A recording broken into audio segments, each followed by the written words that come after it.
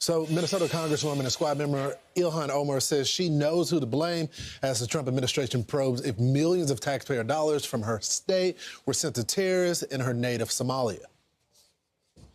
If there was a linkage in that the money that they had stolen going to terrorism, then that is a failure of the FBI and our court system in not figuring that out and basically charging them.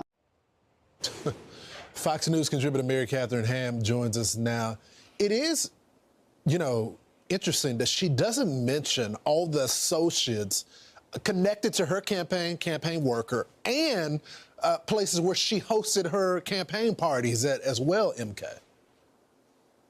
Yeah, there also wasn't a denial. That is Right. felt like sort of a tell to me. I think she knows much more about all of this than she's let on the whole time. As you allude to, she has plenty of associates, close friends, allies who were enriching themselves off of $250 million defrauded from one program alone, maybe $1 billion in the state.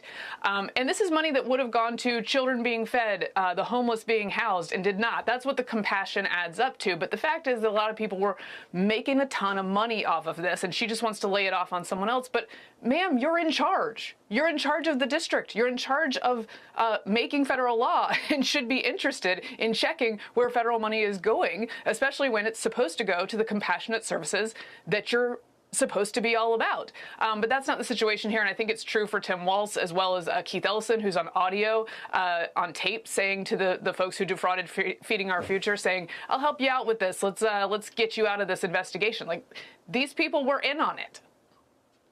And that is the major part of this. Tim Walz, they went after the whistleblowers, and I think that's part of the investigation I'm waiting to unfold. Meanwhile, also happening today, Jasmine Crockett is expected to make an announcement as she weighs a last-minute Texas Senate run after the Supreme Court allowed Texas to use the new congressional district map. That means she's going to be drawn out of her district. They used to allow that to happen with Eddie Bernice Johnson, but they decided to redraw it, so she won't have a seat anymore. Colin Allred is getting out of the race now. What do you make of these developments? Yeah, it's interesting. Obviously, I think Crockett would be a dream for Texas Republicans who can paint her as far, far, far too left for Texas. She was running in a D plus 30 points district, like, so a very, very, very Democratic district. And she's really good at the showmanship part. All of politics is a reality show now, so she's going to show up at like 11 a.m. this morning and be like, will I or won't I? She will. And the problem for Democrats is this was already a crowded primary with a couple of like pretty good moderate signaling people.